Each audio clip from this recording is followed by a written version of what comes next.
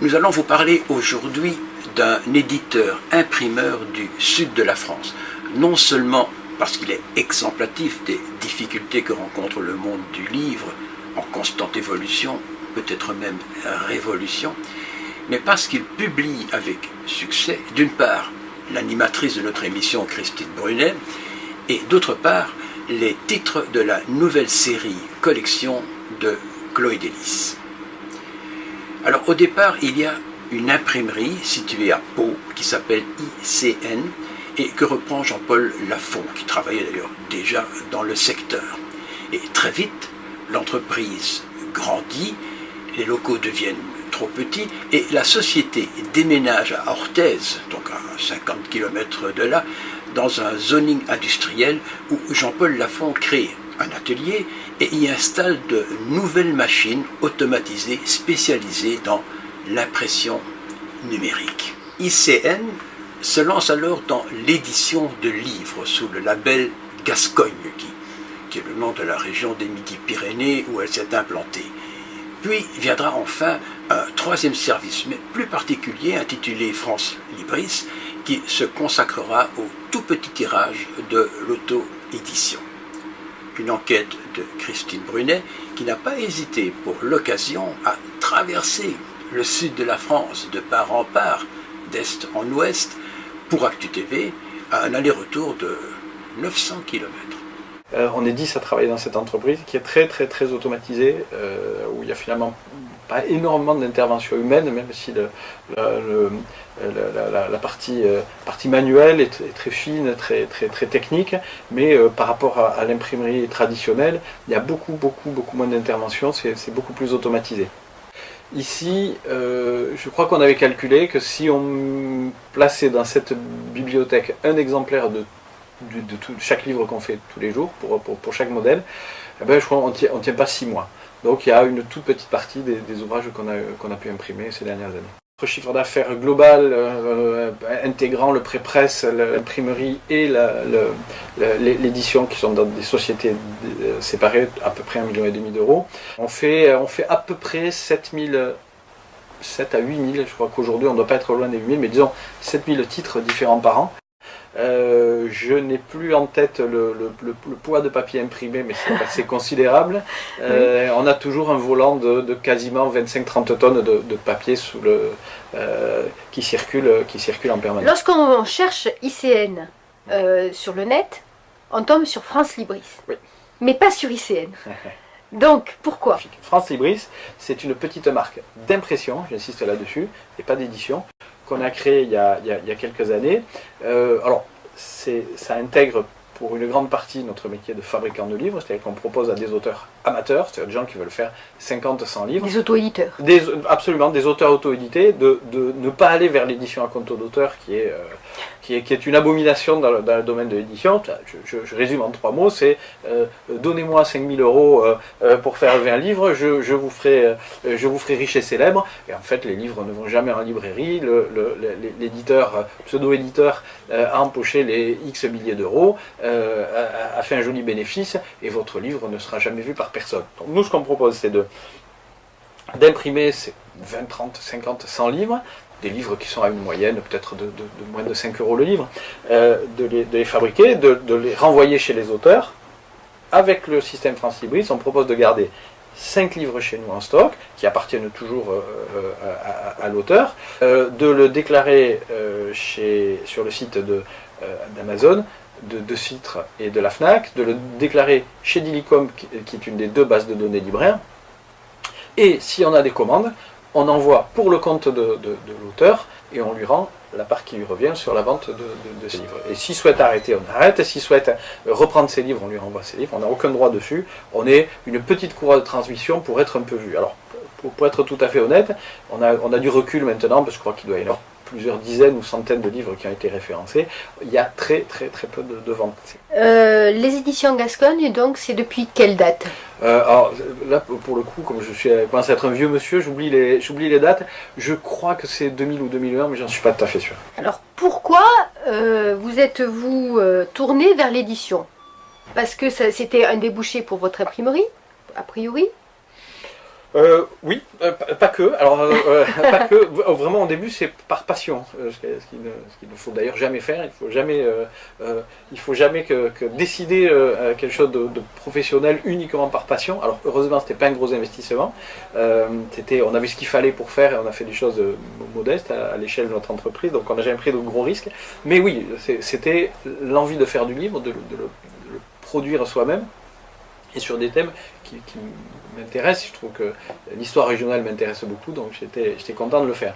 Après, mais c'est venu en second, c'est peut-être ce qui aujourd'hui domine, c'est d'avoir une connaissance totale du monde du livre.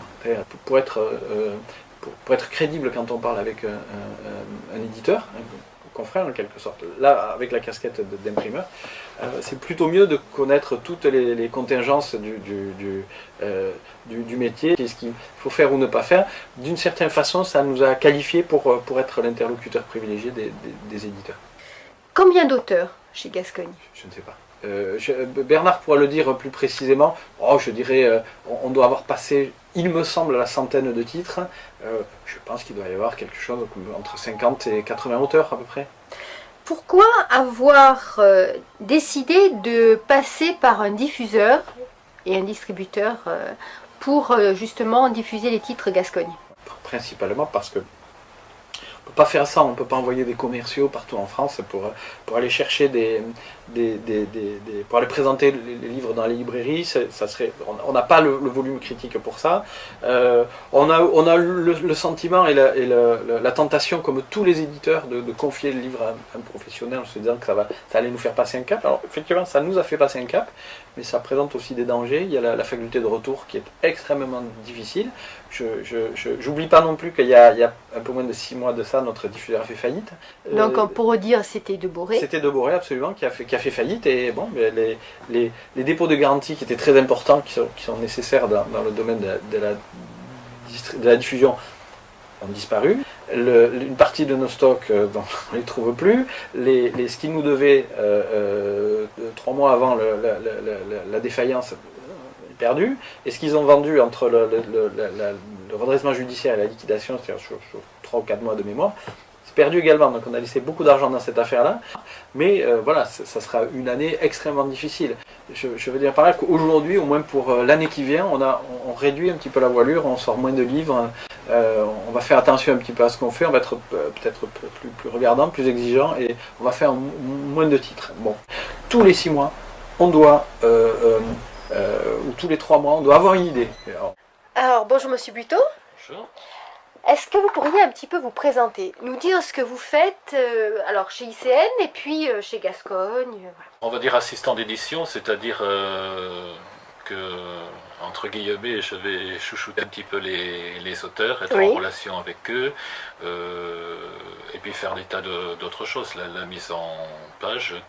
Et vous êtes l'un des décideurs pour savoir si vous allez prendre un bouquin, vous n'allez pas le prendre. Alors, le dernier mot... Il ne faut pas dire, bien sûr, qui, au comité lecture et tout ça, bien entendu, on est d'accord. Voilà. Hein. Mais en général, par exemple, pour Madame Brunet, on est toujours d'accord. On n'a rien à dire. Vous faites des salons, vous organisez des salons pour Gascogne. Je sais qu'il y a un salon à Orthez d'ailleurs. Orthez qui s'est passé dernièrement. La semaine dernière. Tout à fait. Ah, je suis au fait. Et oui, voilà, on essaie d'être présent sur quelques salons, dont évidemment celui d'Orthez. Oui. Et c'est toujours agréable de rencontrer le public. Alors moi, j'essaie d'être avec les auteurs auto-édités. D'accord. Je présente mes livres, mais en même temps, j'aime bien ce côté... représentation. L'auto-édition, je trouve ça, c'est beaucoup de gens méritants, quelquefois qui ont beaucoup de talent. Alors, soit par choix personnel, ne choisissent pas de franchir la porte d'une maison d'édition, mais sont également beaucoup de valeur à mon sens.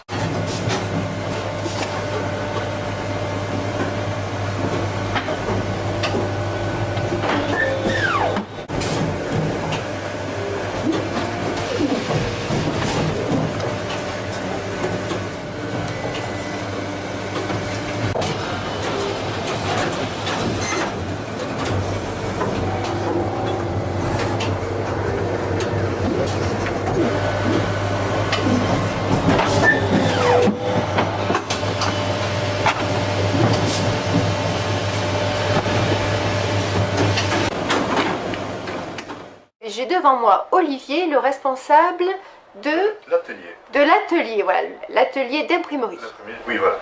Donc tout ce qui est impression, depuis la réception du fichier qu'on reçoit en PDF et qui est traité par Frédéric et Rémi, qui s'occupe de la couverture aussi. Ils impriment la couverture sur 2 imprimantes couleurs qui sont là-bas. Et ensuite, on pellicule ces couvertures en mat ou en brillant ou en peau de pêche. Donc il faut quand même couper le livre avant. On recoupe les 4 poses en recoupant 4. 80 grammes. Oui, 80 grammes au mètre carré. Et après, il y a les papiers spécifiques, sont les Holins, les couchers brillants, couchers mat, voilà, qui sont pour d'autres clients aussi, ou d'autres formes de publication.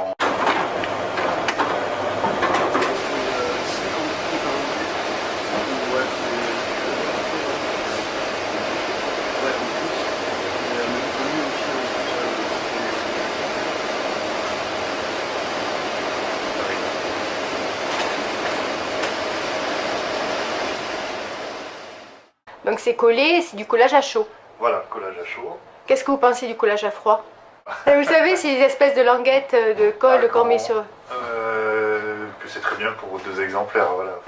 D'accord. Je pense que c'est dur après, nous en quantité, on va être à 1000-1500 par jour. Donc il faut vraiment du débit. Oui, voilà, là, elle est très bien on peut faire du 250-300 à l'heure. Toute la chaîne est automatisée? Oui, quasiment, oui. D'accord. Donc une fois que ça a été coupé, les exemplaires, on va dire, le livre va être assemblé. Et vous avez combien de machines pour faire tout ça? Alors il y a des machines numériques. 2 machines couleur, 2 machines noires. Alors donc couleur, ça va être surtout pour la couverture. Oui, voilà, couverture et des fois aussi les pages intérieures, on peut mettre des cahiers photos. Ou de la BD ou des trucs comme ça. Oui, ou même si c'est souvent, on peut avoir un grand-père qui raconte son histoire et qui a envie d'avoir son cahier photo couleur et qui va les insérer au milieu ou à la fin.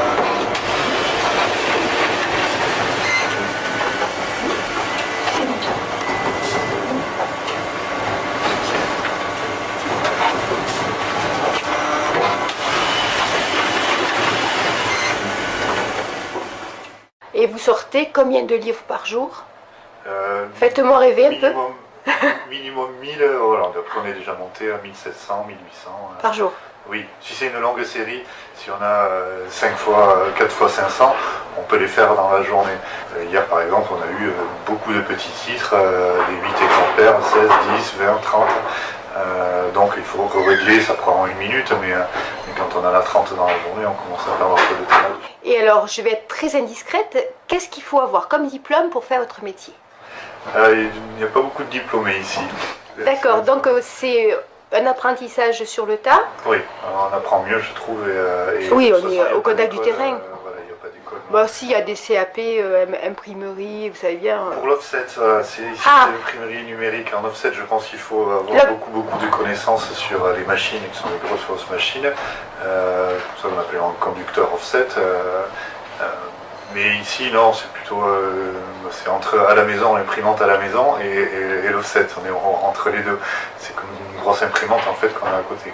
Et alors, la question qui tue, c'est quoi la différence entre donc, des machines numériques, vous m'avez dit finalement c'est des grosses imprimantes, et l'offset? L'offset, ce sont des rouleaux, c'est ça? Oui, et puis elles sont encore plus grosses. Donc, elles vont plus vite, mais c'est dur à caler, c'est long à caler. Et oui, donc c'est pour ça qu'il faut avoir de gros tirages en fait. Voilà, et en fait, une fois que c'est calé, on peut envoyer très vite.